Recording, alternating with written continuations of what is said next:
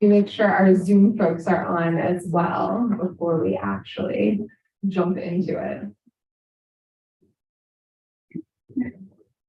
So I'll just awkwardly stand here. Sorry, guys. Are we good to go? Perfect. All right. Hi, everybody. Welcome to the University of Pittsburgh. I am Beth Schwanke. I'm the Executive Director of Pitt Cyber. And we are so pleased to have you joining us today online and in person for this really important conversation. We are all increasingly aware, and I think most of us in this room concerned by the ways in which AI is already profoundly shaping all of our lives, but often with very little forethought to consequences of bias, inequality, surveillance, and more. And here at Pitt Cyber, we have been working closely with many of you in the room and online about what algorithmic accountability should mean in the local government context, particularly through our Pittsburgh Task Force on Public Algorithms. And we've also been observing with keen interest how different AI accountability efforts are taking root at the federal level. And so it's been exciting to see the attention around AI innovation from the Biden-Harris administration, but also the increasing momentum to address the very real risks from that innovation. And so today, we are especially pleased to be hosting this important conversation as the National Telecommunications and Information Administration undertakes new work around AI accountability. With that, I am going to very briefly introduce our keynote speaker because we do want to leave most of our time for remarks and discussion. So please know that you have bios on your seats and also in the chat. So we are honored today to be joined by Assistant Secretary of Commerce for Communications and Information and NTIA Administrator Alan Davidson. The Assistant Secretary is an internet policy expert with decades of experience, and he has been a longtime advocate and thought leader for civil liberties and human rights online. He was previously Vice President of Global Policy, Trust, and Security at the Mozilla Foundation, and he also served in the Obama administration as the first Director of Digital Economy at the Department of Commerce, as well as time at Google, New America, and the Center for Democracy and Technology. So please join me in welcoming Assistant Secretary Davidson to Pitt.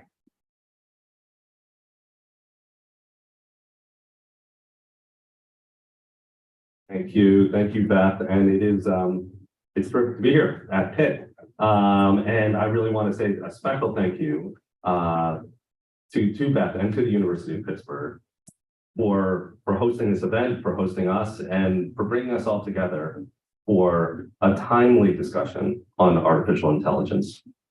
And while I'm at it, I just want to quickly salute one of the Commerce Department's staffers here, Ellen Goodman, who's sitting in the front row, who is really the architect of a lot of this work. We're going to hear from her shortly today. And I just want to salute her and the other leaders who are here from NTIA, who have really been working on this for months to make this happen. So we're delighted. We're here today because we all see the benefits that responsible AI and innovation will bring. And we want that innovation to happen safely. But we're concerned that it's not happening today. President Biden spoke about this tension just last week at a meeting of the President's Council of Advisors on Science and Technology. And he said, AI can help deal with some very difficult challenges like disease and climate change. But we also have to address the potential risks to our society, to our economy, and to our national security. The President is right. We need to capture AI's benefits without falling prey to the risks that are emerging. That's why we want to make sure that we are creating an environment to enable trustworthy AI. As a start, today it's clear that AI systems, and particularly the massive innovations that are taking place in machine learning, they will create new opportunities to improve people's lives. From the AI that accelerated the COVID vaccine, to technology for visually impaired, to AI-fueled advances in medical diagnosis. These tools are changing people's lives today. Deployed properly, they will create new economic opportunities. They'll defend our national interests. They'll help tackle some of the big societal challenges that we face, like climate change. And we are still in the early days of development of these systems. So it's clear they're going to be game changing across many sectors, but it is also becoming clear, and we're going to talk about this more later today. It's also becoming clear that there's cause for concern about the consequences and the potential harms from AI system use. There are risks to privacy, security, and safety, potential bias and discrimination, risks to trust and democracy, and implications for our jobs, our economy, the future of work. We're already seeing examples of some of these negative consequences from the growing use of AI. Hidden biases in mortgage approval algorithms have led to higher and denial rates for communities of color. Algorithmic hiring tools that screen for personality traits have been found non-compliant with the Americans for Disabilities Act. And AI systems have been used to create deepfake images, audio, video that deceives the public and hurts individuals. These examples are probably just the tip of the iceberg. I think we have an intuition that there is much more to come, and research shows that it's true. Despite these risks, I am optimistic about AI. And part of the reason for that is because policymakers and the public, all of you, are paying a lot of attention, especially relatively, and I think of it as relatively early in the deployment of this cycle. In 2021, there were over 130 bills introduced in federal and state legislatures related to AI that were either passed or proposed. That's a huge difference from the early days of, say, social media or cloud computing or even the internet, when people really were not paying attention. And I'll say I'm particularly encouraged by being here in places like this at Pitt, where we see so many faculty members, so many students engaged and thinking about these issues. You are the reason that I am optimistic because we're thinking about this and it's still early days. The experience we've had with these other technologies should be informing us about how we look ahead. We want to be pro-innovation. We also need to protect people's rights and safety. We have to move fast because these technologies, these AI technologies, are moving very fast. In some ways, we have the luxury of time in some of those other technologies that I mentioned. This feels much more urgent. The Biden administration supports the advancement of trustworthy AI for all the reasons I was just mentioning, but I underscore the word trustworthy. We're devoting a lot of energy right now to that goal across government.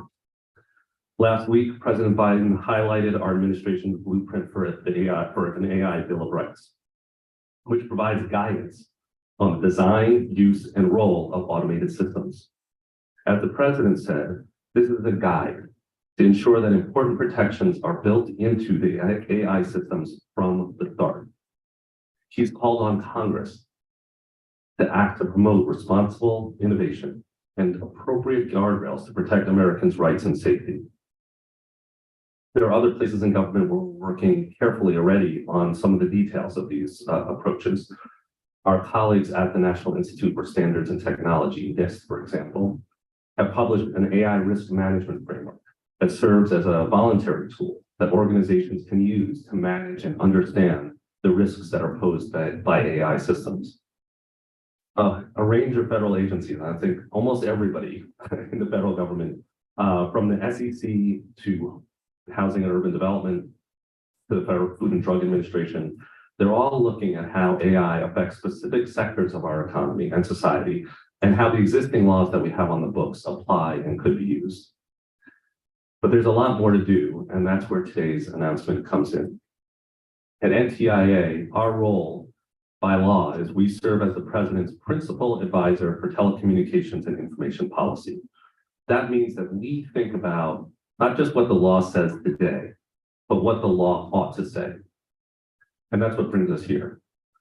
While we continue to work on the policies of the present moment, as I was just discussing, we're also looking over the horizon and formulating forward-looking recommendations. Europe and many states in the US are moving ahead to address AI risks and promises now. We're here to advance federal policy to make sure we get it right. To achieve American objectives while advancing American values, we need to develop policies to foster responsible innovation. AI systems should operate safely. They should protect rights. We want and can have an ecosystem that meets those needs. And that's why I'm so pleased to announce today that we are launching a request for comments on AI accountability. We're seeking feedback and have launched a request for comment on what policies can support the development of AI audits, assessments, and certifications, and other tools that can create earned trust in AI systems. In the same way that financial audits created trust in the accuracy of financial statements for businesses, accountability mechanisms for AI can help assure that an AI system is trustworthy. In the past, policy was needed to make sure that that happened in the financial sector, and it may be necessary in AI as well. But real accountability means that entities bear responsibility for what they put out into the world. And the measures we're looking for are part of that accountability ecosystem. AI systems are often opaque, and it can be difficult to know whether they perform as claimed. For example, are they safe and effective in achieving their stated outcomes? Do they have discriminatory outcomes or reflect unacceptable levels of bias? Do they respect individual privacy? Do they promote misinformation or disinformation? Accountability policies will help us shine a light on these systems and verify whether they are safe, effective, responsible, and lawful. NTIA is seeking input on what policies should shape the AI accountability ecosystem. Our inquiry addresses topics such as what kinds of certifications do AI systems need ahead of deployment to earn our trust? What data sets and access are necessary to conduct audits and assessments? What designs should developers choose to prove that AI systems are safe? What should the public expect before systems are released into the wild in terms of testing and assurance? Our initiative will help build an ecosystem of AI audits, assessments, and the tools that will help assure businesses and the public that AI systems can be trusted. And this in turn will feed into the broader Biden administration work on AI. I'll just conclude by saying this is vital work. One of our important goals is to create a detailed framework around how we think about these issues around AI development. We need more than an analysis of consequences or a set of principles. We need an understanding, a clear understanding of what the right answer looks like. That's hard, and we will need help. We want your input to help both technologists and policymakers understand the implications of their choices. I can say policymakers in particular really need an understanding of what guardrails to put in place to support responsible innovation. Good guardrails implemented carefully can actually promote innovation. They let people know what good innovation looks like. They provide safe spaces to innovate while addressing the very real concerns that we have about harmful consequences. We know that AI can unleash tremendous benefits. We know that AI can also have tremendous impacts on our society and our rights. People will benefit immensely from a world in which we reap the benefits of responsible AI while minimizing or eliminating the harms. We look forward to your help, all of your help, creating that better world. Thank you.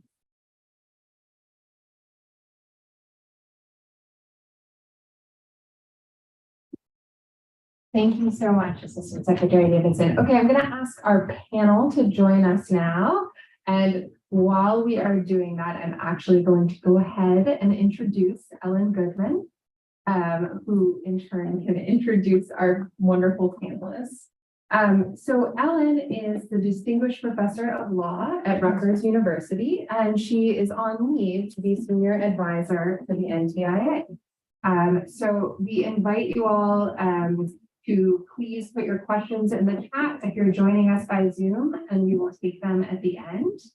And also, we will take questions from the in-person audience at the end. So thank you, Ellen. Thanks so much. Thanks so much, Beth, and hearty thanks to Pitt Cyber for being such wonderful hosts. So in lieu of, because we really want to pack in as much substance as we can, I'm not going to introduce properly our great panelists. You can Google them, you can Bing chat them and get some sort of combination of fact and hallucination. I will just say that I will situate them. So Nat Busey is here from industry, Deb Raji is here from the scientific and research community, and Ben Winters is here from civil society. And before we dive in, I just wanted to set the stage with some definitions about what we're talking about here, and then maybe provide it a sample use case to level set for why AI accountability is actually very hard. By AI, we're talking generally about automated or algorithmic decision systems that generate outputs or predictions according to particular objectives. Beyond that, we're not being very specific about exactly the technology because the technology is varied. Often the technique will be machine learning, but not always. When we say that an AI system is trustworthy or worthy of trust, it means that the system has certain characteristics, and these have been defined in the federal space, both in NIST documents and in OSTP, the White House's blueprint for an AI Bill of Rights, as roughly safe, equitable, democracy enhancing, respecting of human and civil rights, and also transparent and explainable. We're talking here about how people can be assured, in fact, that a system is trustworthy before a system is deployed and then on an ongoing basis. So that's what we mean by accountability. And finally, when we use the word policies, we mean both regulatory, self-regulatory, or created through incentives and subsidies. And now for the use case, and then we'll dive in with questions. So let's suppose there's an AI system, an AI system that a newish business uses to assess job performance for its existing employees and to review CVs and job applications for prospective new employees. This system was developed by a vendor who trained it on data from similar kinds of businesses. And it says it does a good job of predicting good hires and promotions, and that it's equitable in the treatment of all people. How can the employer who uses this system know that that is true and that they can trust these assertions? And I'll just list some of the things that actually would have to be proven out and that the employer would need to know. Was the training data biased? Was the data sufficiently representative of this employer's applicant pool and employee pool? Is the algorithm using correlations that are ableist or otherwise illegal? Is the employer able to explain the system's criteria to applicants or current employees who want to know the basis for their evaluations? And then the real kicker, what if the system is adaptive rather than locked, and so it keeps changing over time? In that case, even the vendor can't really know exactly how the system is going to be used in context. So those are some of the questions we're going to be struggling with in this use case or in others. And let me start, I'm going to turn to Deb first. So Deb, Love starting. so AI is coming at us fast. We're worried. Yeah. Can you talk a little bit from your perspective as a researcher, and I should say, I think as the leading expert on AI audits, about what audits are and how they can be useful in this context? Very kind, thank you. Yeah, I can speak a little bit about audits and sort of what is interesting about audits as a mechanism for accountability for algorithmic deployments in particular. And so I think I'm in a computer science department, and something that I find really interesting is that there are quite a few conversations that happen about ethics, about accountability, but they tend to be at a high level and they tend to not be as concerned with deployed algorithms. So when you're looking at algorithmic products that are actually out there in the market, they take on various forms, and they're technically not as complicated as the best performing technology that's presented at a CS conference is probably something quite a bit simpler that is practically deployed and in use. And they take on different kind of characteristics, like you were sort of saying. In some cases, there are these static models that are deployed and updated maybe like once a month or once a year. And then in other cases, the vendor, has a system that they're updating quite regularly and that they're tracking or not tracking. And so the mechanism of deployment, the way in which the systems are released into the world is very different. And so the audit mechanisms kind of evolve in response to that. But at a high level, what an audit is, or an algorithm audit is, which is an audit of an algorithmic deployment, it's effectively trying to measure. So I'd say that audits have sort of two components. That's how I've been describing it. One is the evaluation component, where we're trying to articulate a set of expectations we have once we release the model out into the world, and measure what that performance or the behavior of the model is compared to what we would expect. So for example, this employment algorithm, you would expect that system to be legally non-discriminatory. And we have ways of articulating that expectation. And we also have ways of measuring the actual behavior of the model compared to that expectation. And so the measurement, the evaluation measurement part of the audit is really important. But then there's also this second side to an audit, which is the accountability mechanism side, where audits are not just evaluations of the system, but they're actually meant to be meaningful evaluations. They're meant to be evaluations that sort of factor into a larger process of accountability. So it's not just enough to measure the discrepancy between our expectations for the system and how it's actually performing. It's really important for that measurement to be meaningful in, let's say, a legal process. If someone wants to raise an anti-discrimination claim, for that measure to be meaningful in that kind of context as well. And not necessarily legally as well. Ben, you've done a lot of advocacy work as well using different types of measurement. So there's different ways in which that measurement can become can factor into a broader process of accountability. But I think those two components are really what an audit is about. You're trying to get a concrete measurement of how well the system's performing relative to expectations, and you're trying to make sure that that measurement is meaningful as part of a broader process of accountability. Thanks. And so I want to turn to you, Nat, and because you're in a business where there's a lot of pre-release assessments and concern for safety, and maybe you can tell us a little bit about how that works. And then I want to come to each of you before we get to Ben and ask you, what are one or two government policies that you would recommend that could make these accountability feedback loops more meaningful? Yeah. Yeah, sure. Thanks, Ellen. Super happy to be here, and kind of a weighty responsibility to represent all of industry in this talk. It's quite broad, but I certainly can talk about how it applies in the self-driving space, because for us, the safety is like the first step, right? It has to be safe. Otherwise, customers won't touch our product, won't use our product, and then there's kind of the general safety expectation on the public side. And a lot of times in some of these conversations, it seems more abstract than it actually really needs to be. I was telling Ellen this earlier. We've done a really good job as a society of scaring the hell out of people about like AI is so crazy, you can't understand it, and it's gonna ruin your life one day. And I think that's part of what we have to unpack for people. So what we've done at Aurora on the self-driving side is to really make a safety case around why we think our system is safe. And this is not some technique that we developed. It's actually been around for quite some time. And we kind of, I would call adapted it specifically for self-driving. Previous applications have been more like on nuclear, medical devices, things like that. And there's a very eerily similar trend or kind of the description between kind of what happened on the medical device side of things versus self-driving. Like on the medical device side, we'll say like, this is the expectation of the product, sort of what Deb was saying. And in our space, it's the same way. We want to explain what is the expectation of our product.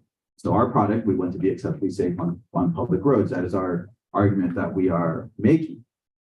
Pretty big argument. So then we decompose that into a bunch of smaller arguments that cover everything from process, organization, to operations. So it's not just about, did the engineers do the right machine learning algorithm and do they have enough training in their data set? Of course, that's important, but it's then also, is that thing being operated in the place that it's supposed to be as it was designed to be, and how has that changed over time?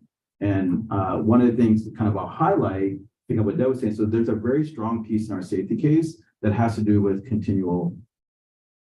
This is where kind of we house all of our safety performance indicators, where we talk about anomaly resolution. So something doesn't meet our expectation in the field, how are we going to resolve that in the company? make sure it gets adjudicated appropriately, you know, all those kind of things that are super important. Again, it's not like rocket science, right? These are things that are definitely solvable. But that's a very important piece because you don't know everything, right? Like we can drive all the time and still not see some things. And that's why it's really important for us not to rely on how many miles we drove or, you know, crazy estimates around like we're X times safer than a human, because we honestly, that's not the right metric. It's an important metric. It's an informative metric, but that doesn't help you say that you've actually designed the system in a safe way, in a way that's going to convince, let's say, our partners to actually use our product in a way that's actually going to convince the general public that it's safe to be on the streets in the first place. And I shouldn't leave out the regulators in this, you know, as a recovering regulator, you know, there is this thing around being trustworthy with them as well. And that's a very important piece of how this safety case concept can work, because it allows them to kind of poke at things that are interesting to them. So for example, they might be very interested, let's say, in how we trained our system and how many incidents we had on the road and all that, versus some of our partners might be more interested in like, what's been the uptime, what's been some of the issues you've had in the field, explain that to me. They're different customers in some ways. And so the safety case concept allows us to kind of give them assurance in a way that they can focus on the things that they want to poke at or be interested in, but not be so overwhelming that they have to understand everything. Can I just, I'm sorry, I absolutely. have to be very aggressive with this. I know it's like- I just want to probe on the acceptable risk. Yes, When you talk yes. about it, and, you know, we throw around these sort of abstract Yeah. nouns of, you know, acceptable risk and risk assessed, you know, Yeah. fair. And so is that what your metric for acceptable risk? Is that something that is explainable or transparent either to your customers or to the public? Yeah. more widely? Yeah, for sure. It has to be acceptable to us first, right? One of the interesting things around self-driving is we live under a self-certification system here in the United States for motor vehicles and motor vehicle equipment. So the vast majority of things that are in vehicles today are not necessarily regulated by some rulemaking or some rule. It really is incumbent on the company. And so in our sense, we have to prove it to ourselves first. Then there's a bar we have to meet with our customers, right? Might be different, might be the same, but that's a journey with them. And then we, like insurance, all of these people are involved in kind of understanding what is that acceptable level of risk to actually have that product be viable. And so there's a couple of different ways to do that, right? There are literally safety performance indicators that might tell you kind of what that risk is, but then there's kind of basics that are kind of binary. You either have it or you don't. So one that I'll talk about, safety culture, right? We believe very strongly that all of our employees need to be buying into this process because they need to be able to raise safety issues that aren't always caught.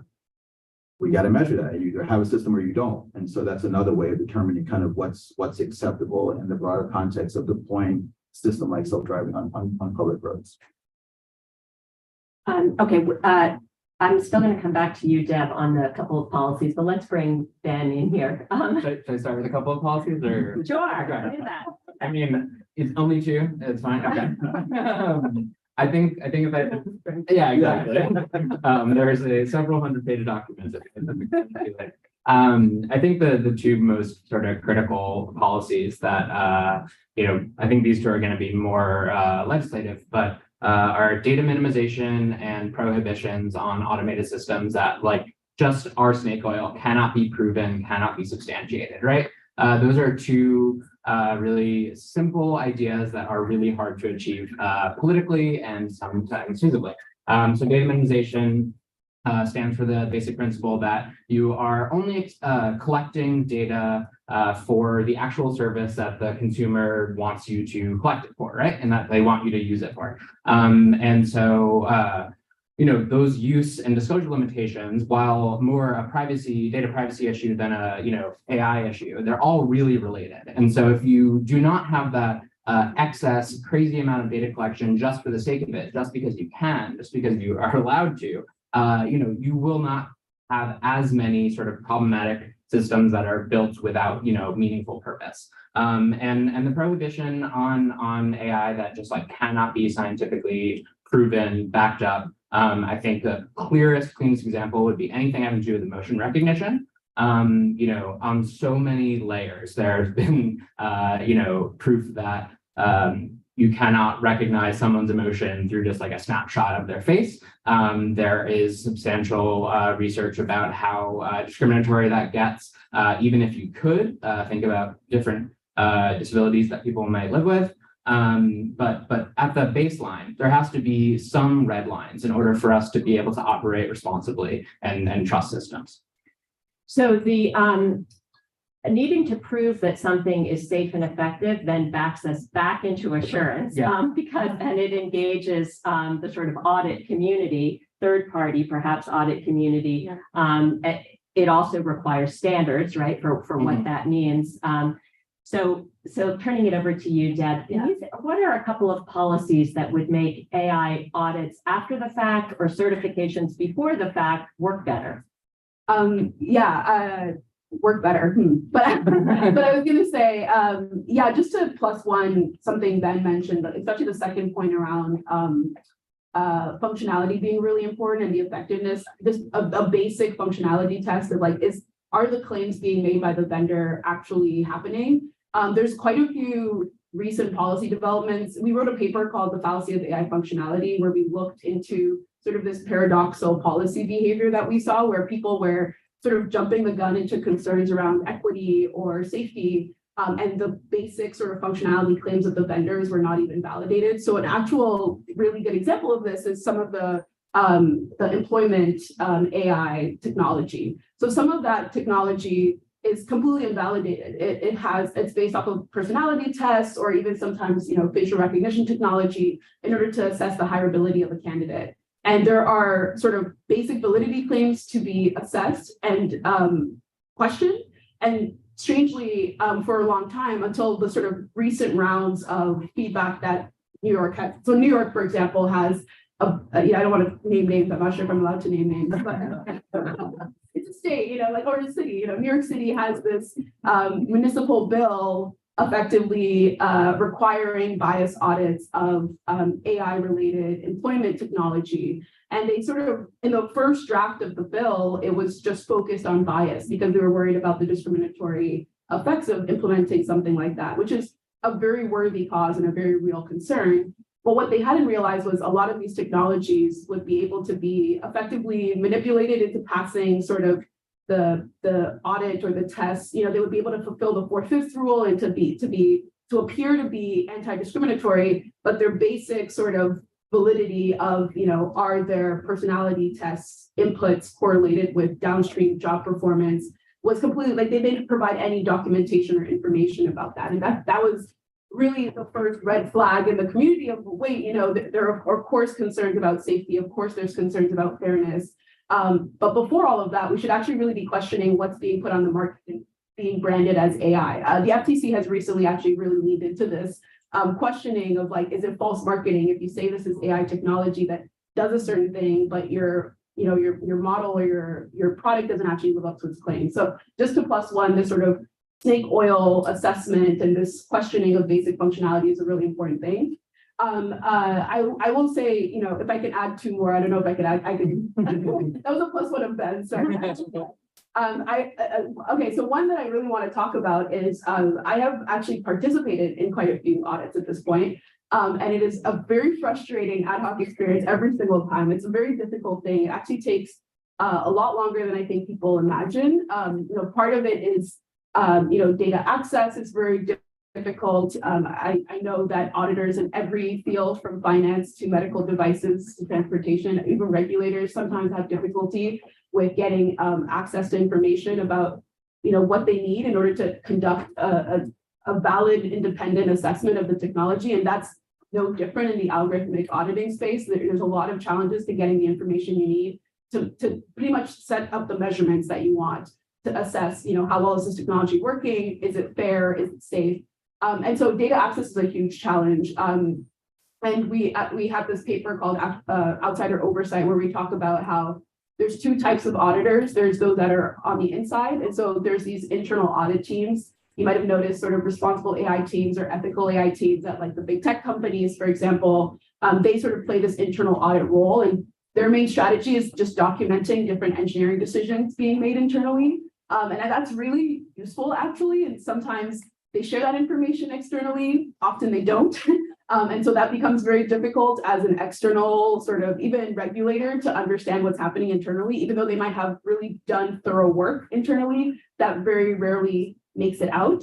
And then you have these external auditors who are completely on the outside and are trying to, from an outsider's perspective, often just like a consumer level degree of interaction with the product, trying to figure out what's happening with that system. And so the system turns into this black box where you have no idea what's going on.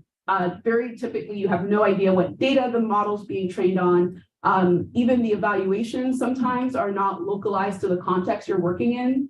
So even like, let's say in like a healthcare context, you're working in a hospital in Michigan and you have no idea if the evaluations were done or the training was done on a hospital in Boston and if that's applicable to your population. So there's all of these challenges that you have on the outside. And we wrote about how, some of these challenges are things that can be addressed by building tools as a community to support us in figuring these things out. So for example, external auditors, especially those coming from civil society and academia, we now have sort of a suite of resources, open source resources that people have built to try to help them, analyze information or, scrape information from online systems that they need to be able to do these assessments.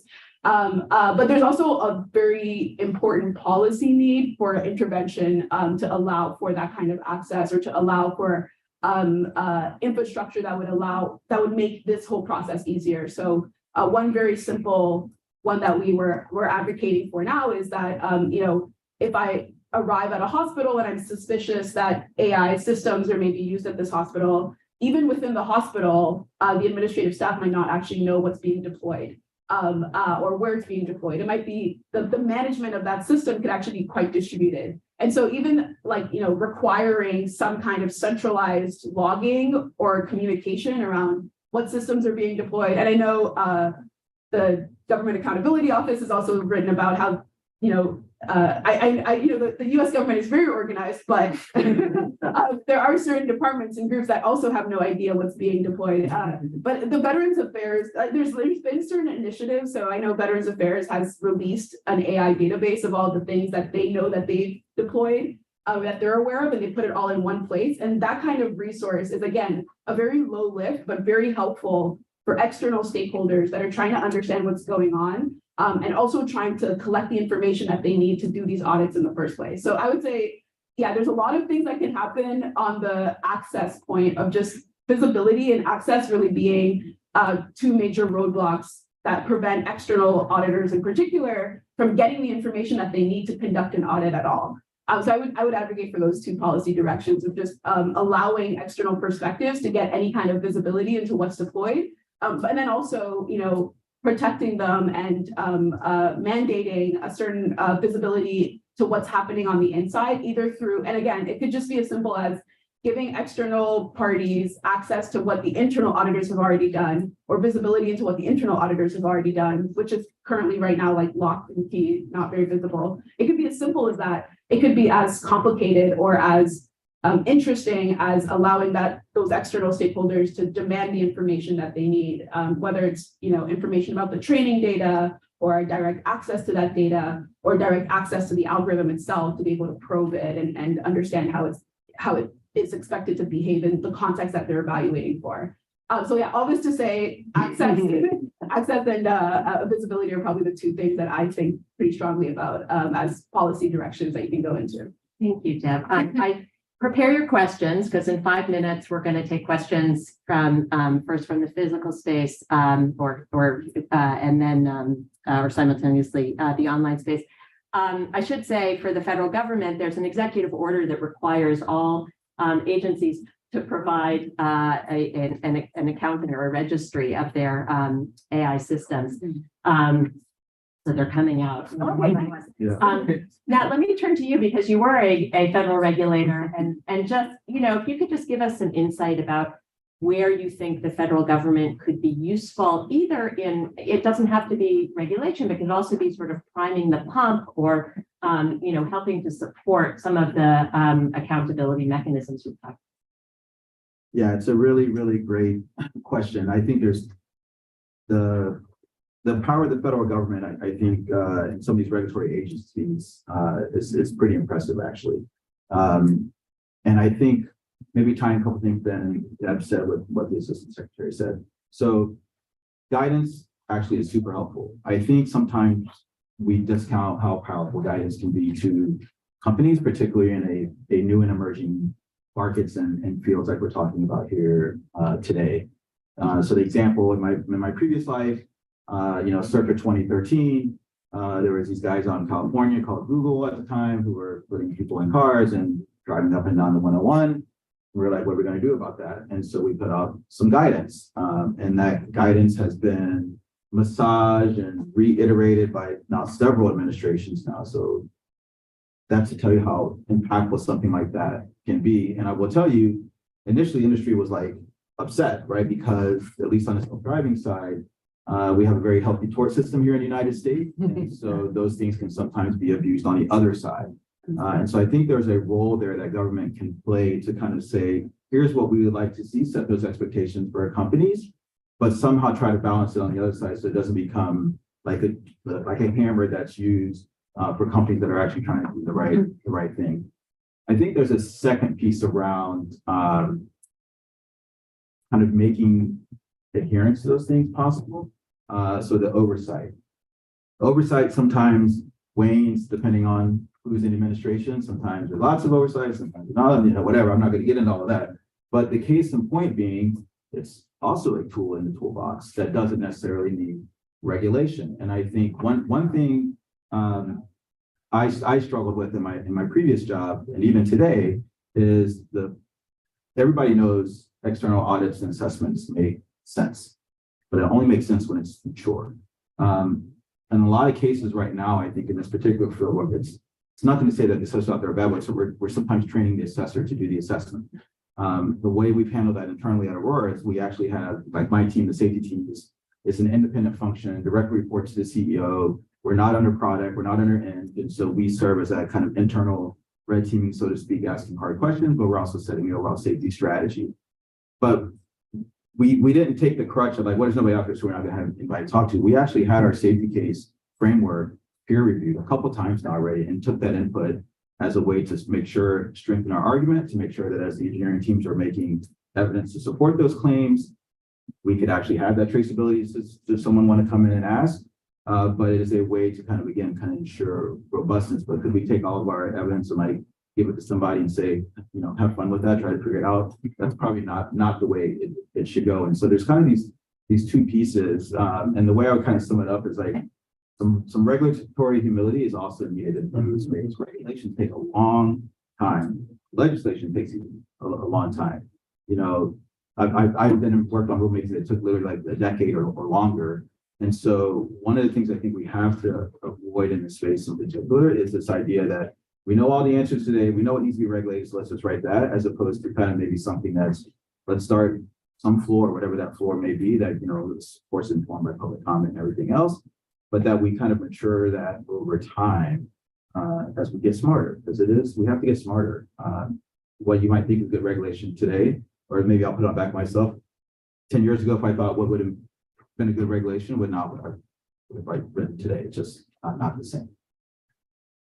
This will be my last question, and it's open to everyone, and particularly Ben, I'd like your views as a civil society representative. We talk a lot about, and the AI, the blueprint for an AI Bill of Rights talks a lot about participation, affected communities participating in the development and deployment of AI systems. We see that with ChatGPT, that affected people find things about ChatGPT that might not that other people don't see. And so it raises a lot of questions. So it's obviously a very difficult question about how do you engage communities in deciding whether or not these systems are okay, whether they are worthy of trust. When there are technical barriers, there are resource barriers, there are all kinds of barriers to participation. And I guess it's also a question of when we're assessing these systems, how do we tell whether they've done an adequate job of not just soliciting, but actually listening to community participation? Yeah. I think going back to Deb's point, like it's kind of impossible without even a base level of transparency, right? And so like I think of two major layers of transparency, being one, that a system exists and is being used, period, right? Like that is not always the case. You don't always know that an automated system, an algorithm, whatever the system may be, is being used, period. I think we see a lot of that in students that had to go online during coronavirus unexpectedly, and they were proctoring programs, and you don't even know what sort of systems, how those are working. You do that in hiring. And in all these circumstances, there is an immense power imbalance, right? As a student, as an applicant, you're not really in a position to like demand this information about how a system works, right? Or whether it's been tested for bias and what's around. And so I think that sort of requirement about transparency in a meaningful and clear way at the point of interaction is like critical. And we see that reflected in state level policies, right? So Colorado Privacy Act, for example, that's the regulations are written by the Attorney General and it's going into effect in a few months. That and California's Privacy Rights Act both had elements that, in addition to a right to opt out of certain automated decision-making systems, a right to meaningful information about the logic of the system, I think is the language they used, right? And so that's huge. I mean, it's really the devil's in the details about like, you could imagine there's all these complicated things about how do you actually disclose that meaningfully and in a way that is at a place where you can opt out. And then if you are actually using your right to opt out, are you being discriminated against? And not even discrimination in the sense of, based on protected classes, but based on just exercising your right? Like if you are applying to a 1,000-person company and you are one of 100 people out of 10,000 people that opted out, 10,000 applicants that opted out of the automated decision-making system, like you may not actually get interviewed, hired, and you don't actually, it's really hard to like track down the decision-making thing, even if you could. But there's no mechanism that requires entities, even, that are touching at really sensitive points of really, these contexts in which the power balances are extreme and there's this history of rampant discrimination. And so I think that is like the very first level, right? Like getting people to understand what systems are being used around them. That is like both by the government, I think is the easiest way to do that, right? Like the Executive Order 13960 tried to do that, is maybe going to do that eventually if the other agencies besides a few of them comply, or if it's required by legislation, which I think it should be. But that would empower communities, organizers to explain to residents, this is what's being used. This is how it might impact you. These are the rights you have to fight back about it, right? And so I think that's one way. And then, I think in a very basic sense, hopefully as awareness of automated systems increases, which I think it is, in the way, we saw examples of it messing people's grades up and therefore their college decisions. We've seen where there has been faulty predictions for a kidney transplant, which makes Black people get lower on the list of a kidney transplant. Like we're seeing these really horrible examples of automated systems. We see it in the outputs of ChatGPT, right? And so I think that as the consciousness sort of rises, there's hopefully sort of political demands from lawmakers, constituents to help sort of advance policies. But I think awareness and transparency is like a very baseline thing that you can't even start that conversation without. I wouldn't add much to that. I would say like to the point around information asymmetry, like I think I would also add education too as well. Like definitely. a lot of communities that I've interacted with are just not aware of some of these potential consequences. And like you said, even if they are notified that an algorithm is being used, which is super, super rare, they might not understand that it's technology that could have discriminatory outcomes on them, just because of not like being familiar with the concept of algorithmic bias and all these things. And so there's an education component. The other thing I was going to add, just from like a practical policy lens, is that there are these incident databases that have an increasing number of sort of algorithmically related cases attached to them, where if people are notified that an algorithm is being used, or they come to know that an algorithm is being used and they've experienced some kind of adverse effect or negative consequence, it's really hard to understand who to talk to or who to approach. Like sometimes you have some level of awareness of civil society groups like EPIC, but typically people don't know where to go. And I know Like, you know, the FTC, for example, has, you know, an incident reporting database for like credit fraud, and, you know, FDA has adverse effects reporting database for if you experience, you know, adverse effects from a drug or from the use of a medical device. And so I can see some of these systems easily extending, or maybe a separate system related to algorithmic related harms, but something existing to just be a space where the general public can become aware of, okay, if I experience an adverse effect because of these systems being deployed in a way that was inappropriate, there's some reporting mechanism, there's some way to just flag it for either a regulator or some authority that has some level of accountability. And so I feel like that's another part of the issue where people will sometimes come to know something happened and they won't understand who to approach or who to address their concerns to. Yeah, and I guess the last thing I was going to say around sort of general participation and engagement is that a lot of communities also could contribute in other conversations as well. You know, a lot of the standards development conversations are very, at least in my experience, very corporate heavy, in the sense of there's a lot of corporate participation in the process of articulating what expectations we should have for these systems. But there's maybe a role for community members or community organizations, civil society orgs to be much more involved in that process. And I could see that being a really meaningful direction moving forward as well. Thank you so much. Yeah. And I think that a lot of it goes back to the transparency thing, right? I think if companies are transparent with what they're doing, then it's easier for those folks to get involved and have a seat at the table. I think the one thing, speaking about communities in general also, is we shouldn't assume they know what questions to ask. And I think if you look across the ecosystem, whether that be John Q. Public, all the way up to the regulators, you know, I think if there was a way to formulate, well, here are like maybe the top 3 questions you should ask about the thing, that could go a long way, I think, and also kind of just continue to advance the conversation so that it doesn't become a, you know, corporation versus citizens or corporation versus regulators, because I think we've all known that technology doesn't really wait for anybody. And so everybody needs to kind of be talking and discussing these issues. Questions? No.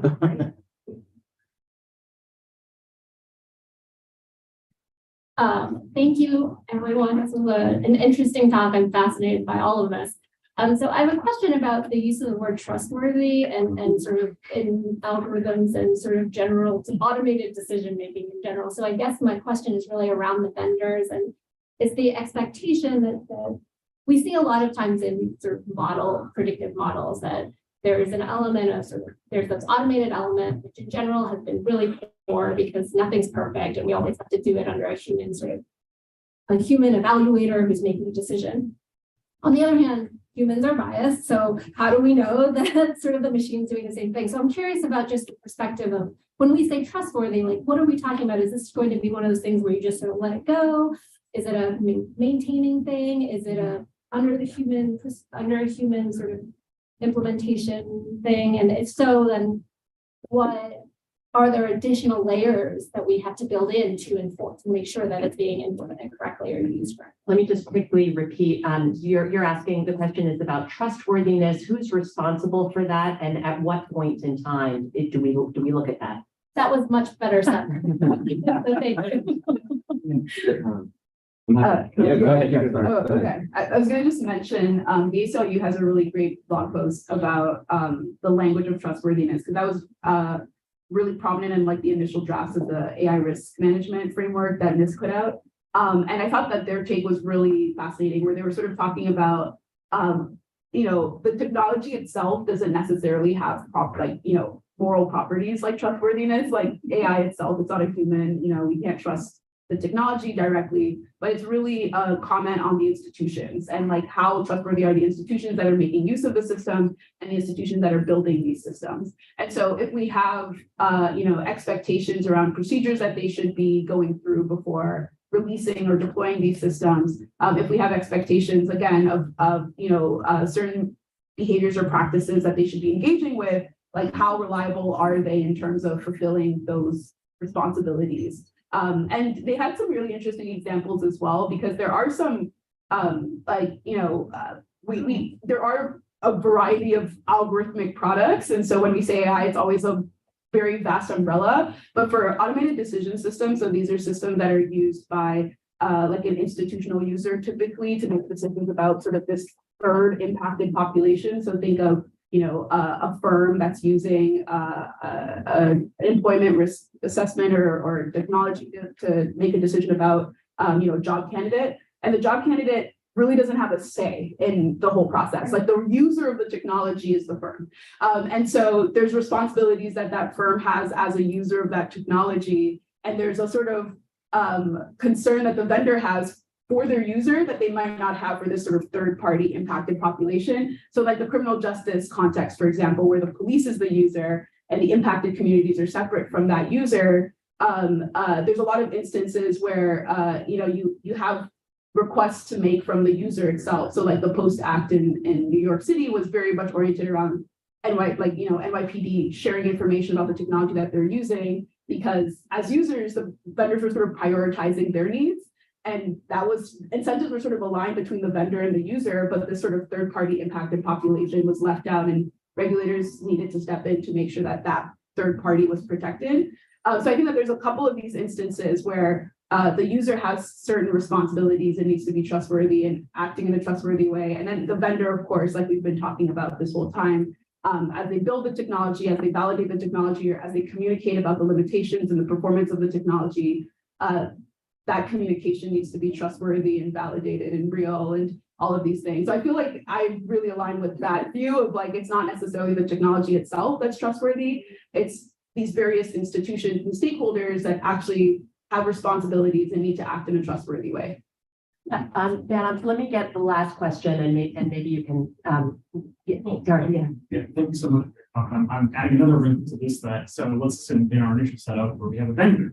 Well, it's very helpful if the vendor is US based, but what if it's international based? What if vendor, if you're purchasing a software product from a country that you didn't even realize it's from a vendor outside of the US. So I was kind of wondering, I'll just keep it short because I think much longer question about especially civil society research industry. What types of conversations are occurring on that sort of not only with your colleagues in the US, but broader, across the globe? And is there any kind of movement intergovernmental to sort of address the problem exist in a contiguous 50, for some contiguous 50 states, but it's a broader curve issue. So the question is about trans-border accountability.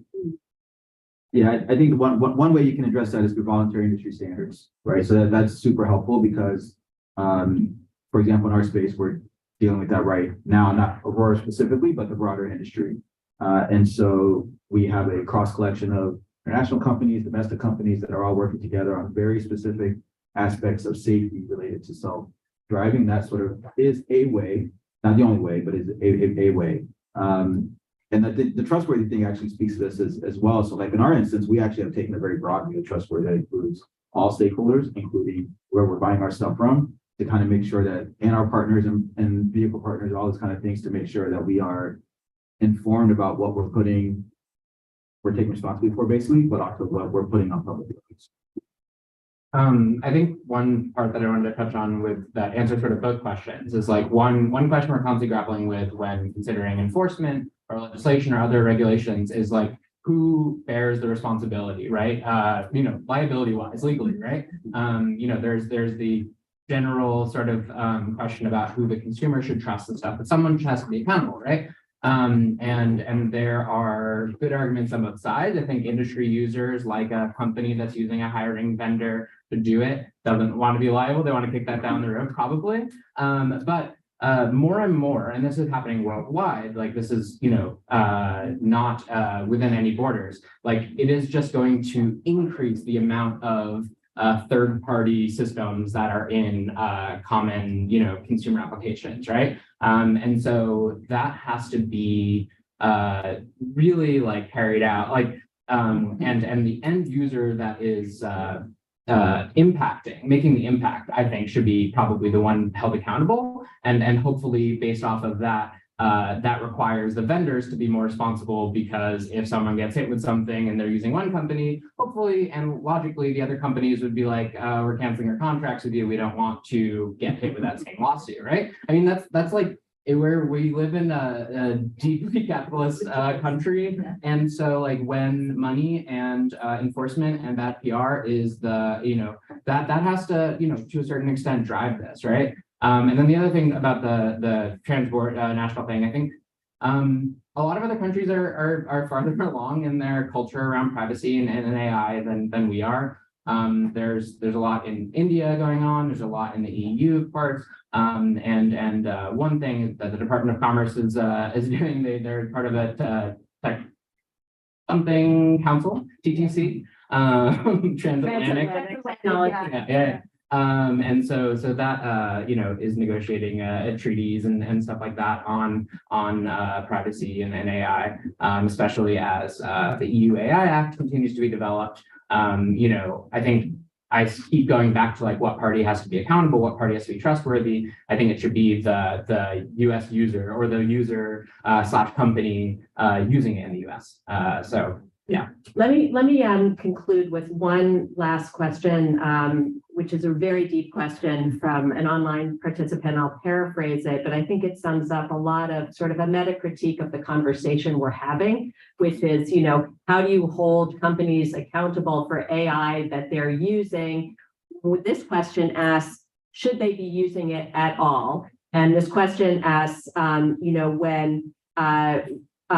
what is the responsibility to the public to not deploy a technology with enormous downsides and near-term job loss as an example of the downside, but we could add to that safety or disinformation or whatever the domain is. And so the question really is, how do we think about that question? I think there are accountability features to that question, because like Ben, you talked about, it shouldn't be released until, and that's a kind of certification or sort of pre-release audit that has to happen. But if any of you want to respond to this question, which it also is called by the letter seeking a moratorium, at least on generative, the large language model, generative AIs. So any of you want to address that, how we think about that? I have a small comment, but I'd be curious to hear what the others think. Because my first sort of audit was on a facial recognition product. And facial recognition is one of those technologies where it's harmful when it doesn't work. People get misidentified disproportionately, and that puts them at greater risk of facing consequences that they don't deserve to go through. And it's also problematic when it does work. It's huge privacy concern. Facial recognition isn't like a fingerprint, it's passively collected. And I don't upload my fingerprints to the internet the way I do my face. And so there's a lot of very specific privacy risks that are unique to facial recognition, and there's sort of problems with the technology just existing. And something that I learned from that process is that in terms of getting immediate action, to remove something that's prematurely on the market, the argument around this doesn't work, it should be removed from the market, I think is a great initial argument. In the case of facial recognition, what it did was that because people thought for a very long time this technology works, and our audit effectively showed that it does not work for like marginalized identities, so that it works less well on darker skinned women than it does on lighter skinned men, for example. And as a result, a lot of companies pulled certain products off of the market. And that actually slowed things down in a way that allowed for the bigger conversation around, okay, well, wait, actually, how are people's faces being stored? Wait, actually, how did we source these faces? All of that conversation came very quickly rolling afterwards. So once the products were off the market, the conversation actually started of, the bar raised before it was able to even be considered to be put back on the market. And so I feel like that's an approach that I've been thinking about for a lot of these technologies, where a lot of the foundational claims around performance, around being fair or being safe, are valid questions to start with. And then there's more complex investigations, even moral reasoning to be made around should this technology exist. And that's almost easier when we're not dealing with a project that's already deployed or a product that's already out there. At least that's been my experience personally so far. And so I do think that it's important to ask the questions that we're asking today, but that question of should it exist at all or should it be deployed is definitely on the table and definitely should be considered, especially for technologies. Ben also mentioned some technologies in emotion recognition space that are just fundamentally dubious, but also, just their existence is sort of causing certain harms. So some of these like more fundamental questioning of should this technology exist can actually arrive once the technology is, not out there, not deployed. Because I find that sometimes what happens is that the vendor makes claims around the performance of these technologies. Those claims are believed. The technology is massively deployed, and while it's already out there, people are having debates of whether or not we should claw it back. And I'm like, okay, we have like really strong evidence for the technology not actually living up to its claims. We can use that to pull it off of the market, and while it's off of the market, we can have these longer term debates about what it takes to validate its existence on the market in the first place. So that's my take, but I'm curious what you guys think. So I think I agree with pretty much everything you said. I think one element of the question I found interesting was like, who should bear the responsibility here, right? That's kind of why like one of my top two things to do is that the government should not allow certain technologies that we know cannot be done, or even, so there's two types of things, right? Cannot be proven, cannot be done, and will just result in a lot of bad outcomes. And then even if it's perfect, even if it's 100% accurate, facial recognition as an example, you could argue different ways, but could be easily used as a tool of like mass suppression, right? And so you have to have those discussions at a political level, and there should be some standards of red lines, right, from the government. In terms of users, I'm always, we've been using users, end users, people a lot. Users as the companies that are using AI systems, whether they create it or not.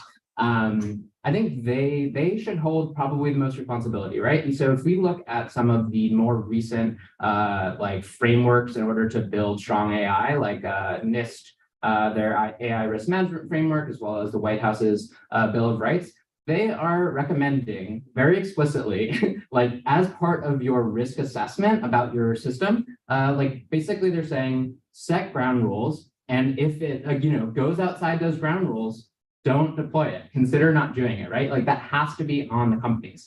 In terms of like the end users, people, the public, I always really hesitate to try to put a substantial responsibility of people like, oh, well, I guess if no one used ChatGPT, it wouldn't be popular or whatever. You can't really put that on the end users, on the public. Obviously, I think a recommendation would be not to use it for wide scale disinformation, misinformation, harassment, fake porn, but a lot of that stuff is illegal and for good reason. And it kind of gets like reflective of just everything, right? People shouldn't do misinformation and horrible things. Just to add on to that very quickly, like I think what you're getting at too is something that happened with facial recognition policy, which was people just ended up restricting specific use cases. And so with facial recognition, it's like especially dangerous for face surveillance, but face verification on your phone, for example, or face verification to enter like a restricted setting, a restricted government building is perhaps less dangerous. It's just database matching. And so the way that policy actually played out in terms of, restricting deployment was restricting use cases. And I can imagine a world like that for large language models, where there are very high stakes use cases where I do not think that technology is mature enough to be deployed. A lot of medical use cases, a lot of legal decision-making use cases, for example. But playing around with these technologies in like a more like casual sense might not be as dangerous. And so that's one strategy that I've seen like policy-wise play out. Then again, that doesn't address the privacy issues. And we're gonna start losing people. So let's let Matt have the last word. The conversation. No, and I think what I would say is we shouldn't like cast all the technologies in the same boat. Again, I don't want to like kind of make it all about self-driving, but there is a role for government industry to kind of work on these things. And like in our case, there's 40-some thousand Americans dying every year. Like there's a huge societal cost to driving around. We should probably not have that be, what we accept as a society. But there's also other impacts that we have to think about, where there's absolutely a role for government to help manage and do that impact. And it's sad to say that it's an area that we actually haven't done very well historically as a country, for sure. Great. I want to thank the panel and thank you all for being here.